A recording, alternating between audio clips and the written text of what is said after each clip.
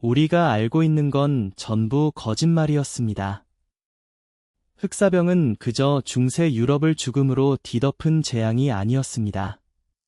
결말부터 말하자면 그 병은 유럽을 무너뜨린 게 아니라 어떤 의미에서는 유럽을 다시 설계했습니다.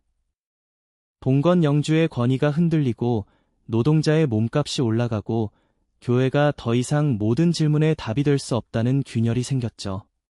수천만 명이 죽은 뒤에야 살아남은 사람들이 처음으로 더 비싼 존재가 된 겁니다. 자, 장면을 하나 떠올려 보죠. 1348년의 어느 유럽 마을입니다. 종은 하루 종일 울립니다. 그런데 장례를 알리는 종소리가 너무 많아서 사람들은 더 이상 누구의 죽음인지 묻지 않습니다. 길가에는 문이 잠긴 집들이 있고 안에서는 아직 식탁이 빵이 마르지 않았는데 가족 전체가 사라져 있습니다. 의사는 도망가고 사제도 쓰러지고 땅을 갈 사람도 세금을 낼 사람도 명령을 들을 사람도 남지 않습니다. 그리고 바로 그 순간 세상이 뒤집히기 시작합니다. 우리는 보통 팬데믹을 잠깐 멈춘 시간으로 기억하거든요. 코로나 이후에도 그랬습니다. 재택근무, 배달, 마스크, 거리두기, 공급망 붕괴. 처음엔 모든 게 예외처럼 보였죠. 그런데 시간이 지나자 알게 됩니다. 예외가 아니라 이미 갈라지고 있던 세계가 한꺼번에 드러난 거였다는 거요. 흑사병도 마찬가지였습니다. 병이 유럽을 바꾼 게 아니라 병이 유럽 안에 숨어있던 균열을 폭발시킨 거죠. 그러니까 오늘 우리가 볼 이야기는 단순한 전염병의 역사가 아닙니다. 죽음이 어떻게 임금을 올렸는지, 공포가 어떻게 권력을 흔들었는지, 그리고 한 시대의 종말이 다음 시대의 시작처럼 보였는지에 대한 이야기입니다. 더 이상한 건요, 700년 전 유럽 사람들이 겪은 그 충격이 코로나 이후의 우리와 너무 닮아 있다는 겁니다. 자, 이제 시간을 되감아 보겠습니다. 유럽이 아직 자신이 곧 끝날 거라는 사실을 모르던 그 밤으로요. 배경과 맥락. 1347년 10월, 지중해의 항구 도시 시칠리아 메시나에 제노바 상선들이 들어옵니다. 배 안에는 비단과 향신료만 실려 있던 게 아니었어요. 선원들은 고열에 시달렸고 목과 겨드랑이에는 검은 혹처럼 부어오른 종기가 올라와 있었죠. 며칠 뒤 메시나는 도시 전체가 공포에 잠깁니다.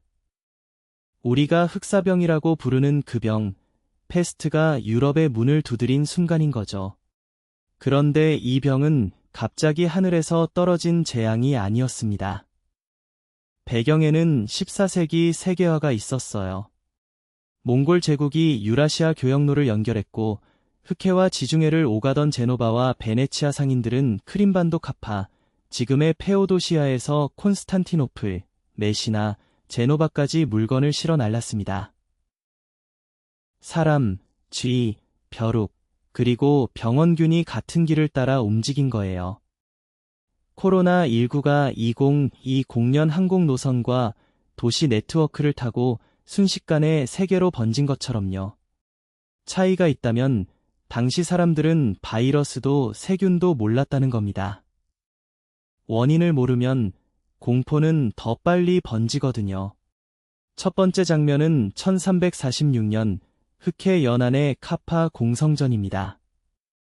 킵차크 칸국의 자니베그 칸이 제노바 상인들의 거점이던 카파를 포위했는데 그 군대 안에 치명적인 역병이 퍼졌다고 전해집니다.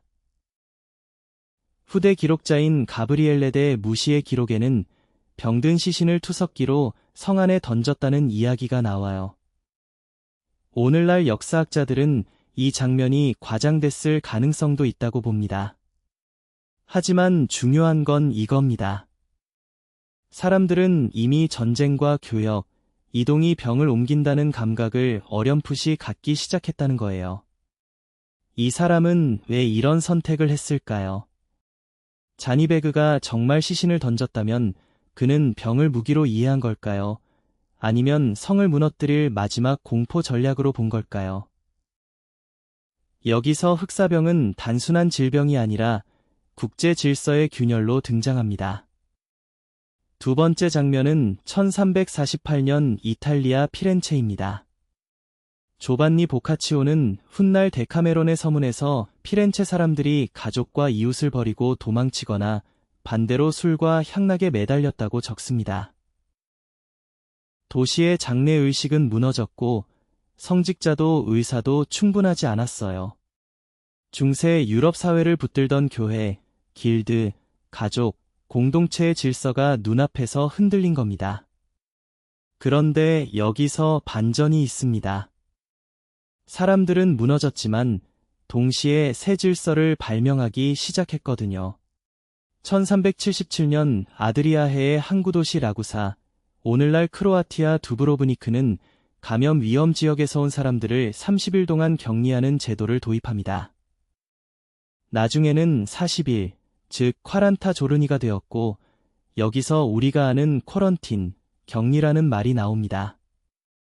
코로나 이후 우리가 익숙해진 입국 제한, 자가격리, 접촉자 추적의 먼 조상이 바로 이 시대에 생긴 거죠. 흑사병은 인구도 뒤흔들었습니다. 1347년부터 1353년 사이 유럽 인구의 약 3분의 1에서 절반이 사망한 것으로 추정됩니다. 노동력이 사라지자 살아남은 농민과 장인들의 몸값이 올라갔어요. 한국의 에드워드 3세는 1349년 노동자 조례를 내리고 1351년에는 노동자법을 통해 임금을 흑사병 이전 수준으로 묶으려 했습니다. 왜 왕은 임금을 통제하려 했을까요? 귀족과 지주들이 예전처럼 상갑에 사람을 부릴 수 없게 됐기 때문이죠. 하지만 한번 오른 노동의 가치는 쉽게 내려가지 않았습니다. 1381년 한국 농민반란에서 와트 타일러와 농민들이 인두세와 봉건적 의무에 맞선 배경에도 이 거대한 인구 충격이 깔려 있었습니다. 이 지점이 코로나 이후 세계와 묘하게 겹칩니다. 2020년 이후 재택근무, 필수 노동자, 공급망 붕괴, 임금 협상, 일이란 무엇인가라는 질문이 한꺼번에 올라왔잖아요. 흑사병 이후 유럽에서도 비슷한 질문이 떠올랐습니다. 사람이 줄어든 세계에서 노동은 더 귀해지는가? 권위가 실패한 뒤 사람들은 누구를 믿는가? 교역으로 부자가 된 사회는 그 교역이 가져온 위험까지 감당할 준비가 되어 있었는가? 결국 흑사병이 바꾼 것은 유럽의 인구만이 아니었습니다. 시간의 감각, 노동의 가격, 국가의 역할, 죽음을 바라보는 상상력까지 바꿔버린 사건이었던 겁니다. 반전과 전개. 그런데 아무도 예상 못한 일이 벌어집니다. 죽음이 지나간 자리에서 유럽은 무너진 게 아니라 이상한 방식으로 다시 협상을 시작합니다. 누구와 누구의 협상이었냐면요. 살아남은 사람들과 그 사람들을 붙잡아야 했던 권력자들 사이의 협상이었어요. 흑사병 전의 농민은 땅에 묶인 사람이었습니다. 태어난 마을에서 일하고 영주의 밭을 갈고 세금을 내고 평생 그 질서가 당연한 줄 알고 살았거든요. 그런데 1348년 이후 마을의 절반이 사라진 곳들이 생깁니다. 밭은 그대로 있는데 밭을 갈 사람이 없는 거예요. 그러자 생존한 노동자 한 명의 가치가 갑자기 올라갑니다. 어제까지는 일해라였는데 오늘부터는 제발 우리 땅에서 일해달라가 된 거죠. 한국에서는 이 변화가 너무 두려웠던 왕과 지주들이 1351년에 노동자 임금 상승을 막는 법까지 만듭니다. 쉽게 말하면 예전 임금 이상 받지 말라는 겁니다. 그런데 이게 얼마나 이상합니까? 시장은 사람 값이 올랐다고 말하는데 국가는 옛날 가격표를 붙들고 있는 거예요. 그리고 이 억눌린 감정은 결국 1381년 농민 반란으로 터져 나옵니다. 농민들이 런던까지 몰려가서 묻습니다. 우리가 모두 같은 아담과 이브의 자식이라면 대체 누가 누구의 주인입니까? 이 질문은 단순한 분노가 아니었습니다. 팬데믹이 사람들에게 처음으로 보여준 거예요.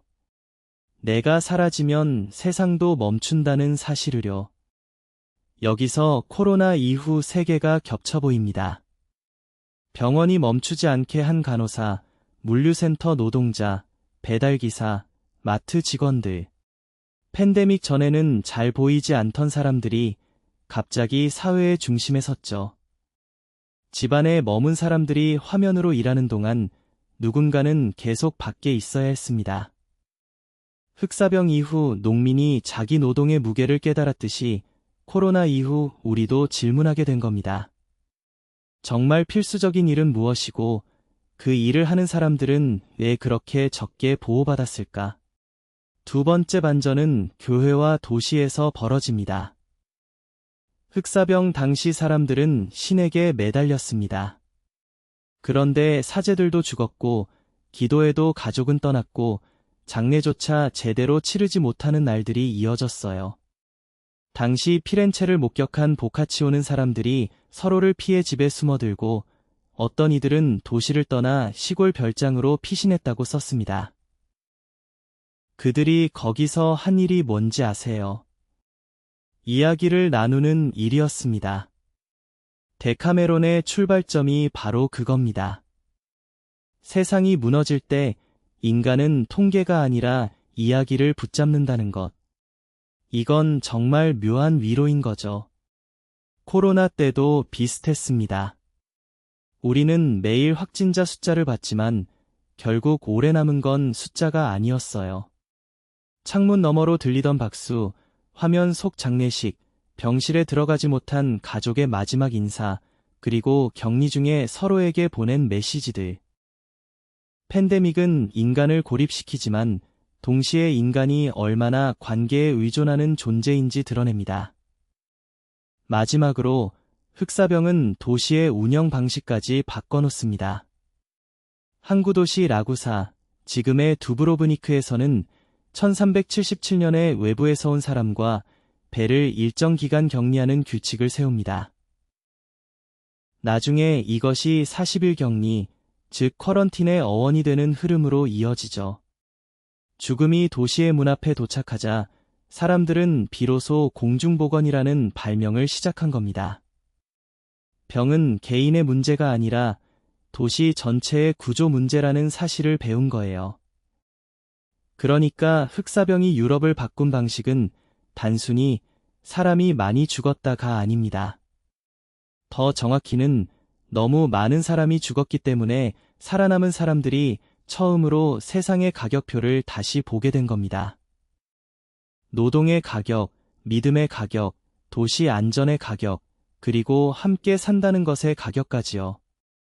코로나 이후에 우리도 아직 그 계산서를 다 읽지 못했습니다. 하지만 하나는 분명합니다. 팬데믹은 지나간 뒤에도 끝나지 않습니다. 병은 사라져도 병이 던진 질문은 오래 남거든요. 클라이맥스. 여기서 두 번째 반전입니다. 흑사병 이후 유럽을 바꾼 건 사람들이 갑자기 더 현명해졌기 때문이 아니었습니다. 왕이 너그러워져서도 아니고 귀족들이 양심의 가책을 느껴서도 아니었어요.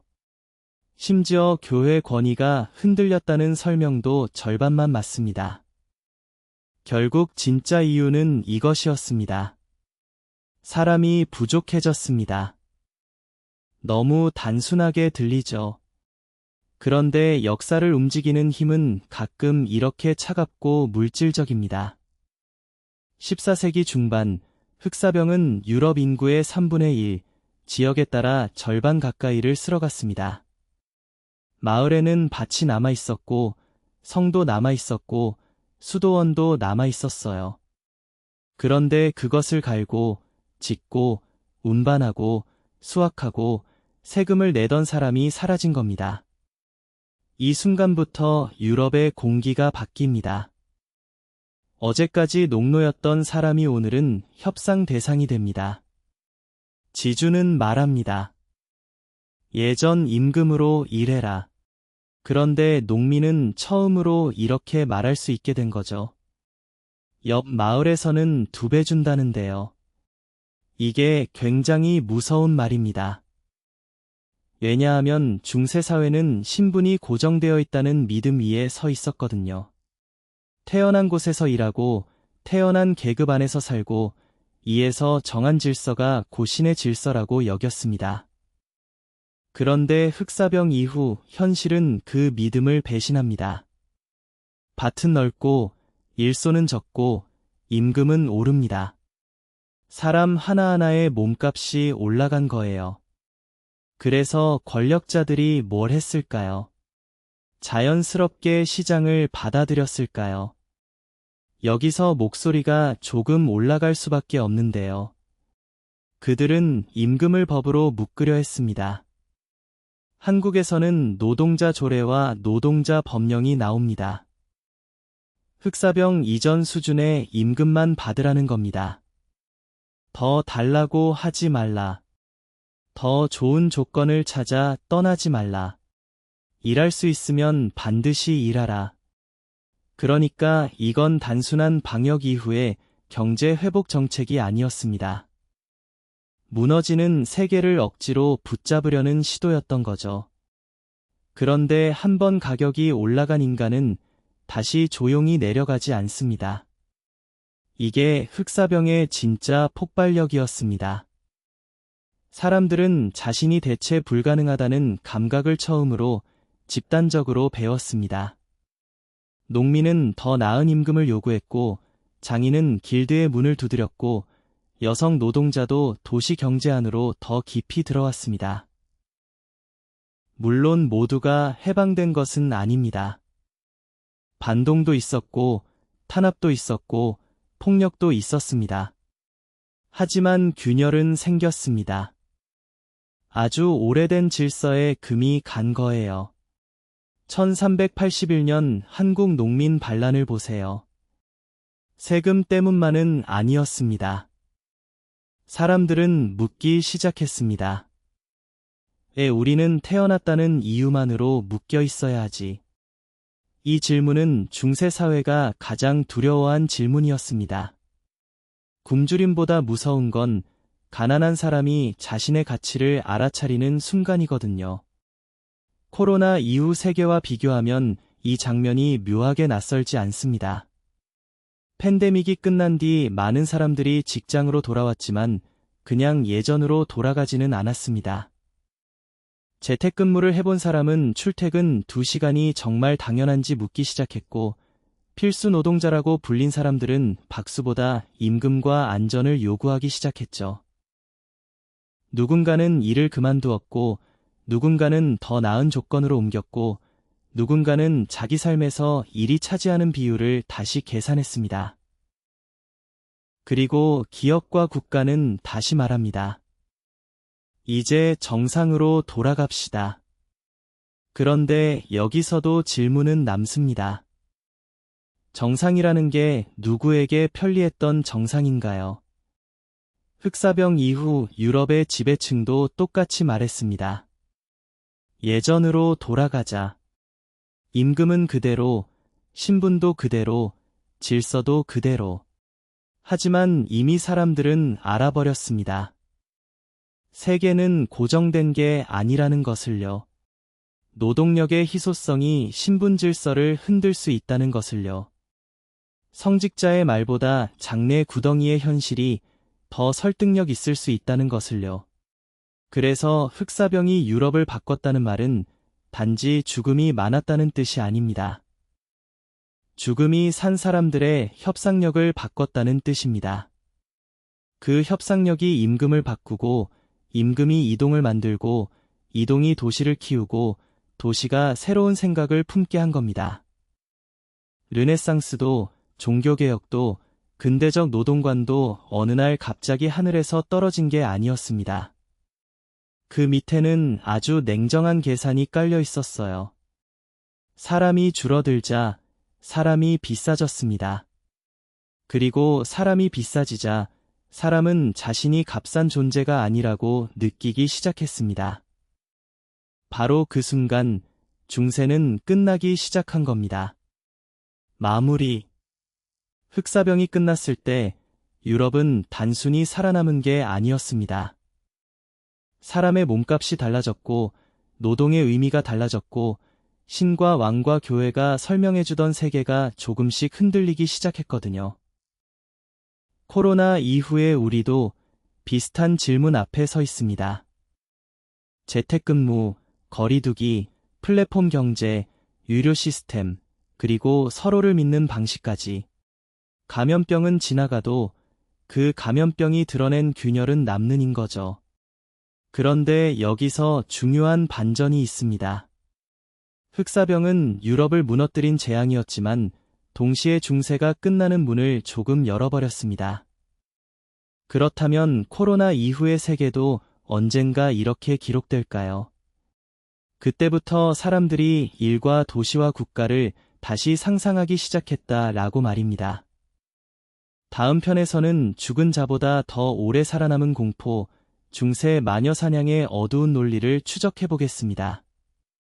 댓글로 흑사병 이후의 유럽과 코로나 이후의 우리 사회 중 무엇이 더 크게 바뀌었다고 느끼는지 알려주세요. 보이페달의 역사 미스터리 시리즈가 계속 궁금하다면 구독으로 다음 이야기를 놓치지 마세요. 브리테니커 https://www 브리테니커 스미소니언 매거진 https://www 스미소니언 매그 내셔널 지오그래픽 https://www 내셔널 지오그래픽 설명란에는 참고자료와 이어지는 롱폼 링크를 정리해두겠습니다. 사건의 배경을 더 깊게 보고 싶다면 설명란 자료를 함께 확인해주세요. 구독해두시면 다음 편을 이어서 보실 수 있습니다.